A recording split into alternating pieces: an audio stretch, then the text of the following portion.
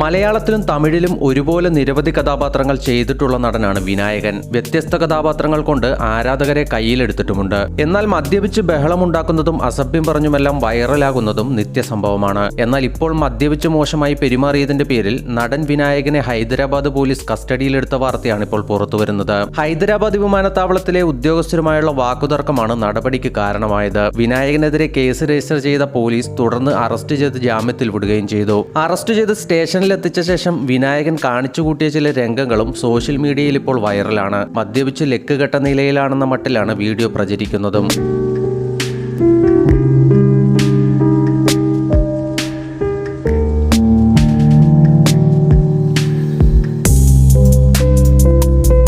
മദ്യപിച്ച് ബഹളമുണ്ടാക്കൽ, പൊതുസ്ഥലത്ത് മോശമായി പെരുമാറൽ വകുപ്പുകൾ ചുമത്തിയാണ് കേസെടുത്തിരിക്കുന്നത്. അതേസമയം വിമാനത്താവളത്തിൽ CISF ഉദ്യോഗസ്ഥർ കയ്യേറ്റം ചെയ്തതായി വിനായകൻ ആരോപിക്കുകയും ചെയ്തു. കൊച്ചിയിൽ നിന്നും ഗോവയിലേക്കുള്ള യാത്രക്കിടെയാണ് സംഭവം. കൊച്ചിയിൽ നിന്ന് ഹൈദരാബാദ് വഴിയാണ് ഗോവയിലേക്ക് പോകാനിരുന്നത്. എന്നാൽ ഗോവയിലേക്കുള്ള കണക്റ്റിംഗ് വിമാനം ഹൈദരാബാദിൽ നിന്നായിരുന്നു. വിമാനത്താവളത്തിലെ മുറിയിലേക്ക് മാറ്റി CISF ഉദ്യോഗസ്ഥർ മർദ്ദിച്ചതായാണ് വിനായകൻ പറയുന്നത്. കസ്റ്റഡിയിലെടുത്തത് എന്തിനാണെന്ന് അറിയില്ലെന്നും CCTV ദൃശ്യങ്ങളിൽ തെളിവുണ്ടെന്നും അദ്ദേഹം പറയുന്നു. വിനായകൻ ഇതിനു മുമ്പും സമാനമായ സംഭവത്തിൽ ഉൾപ്പെട്ടിട്ടുള്ളയാളാണ്. എറണാകുളം നോർത്ത് പോലീസ് സ്റ്റേഷനിൽ ബഹളം വെച്ചതിന് കഴിഞ്ഞ വർഷം നടൻ വിനായകൻ അറസ്റ്റിലായിരുന്നു.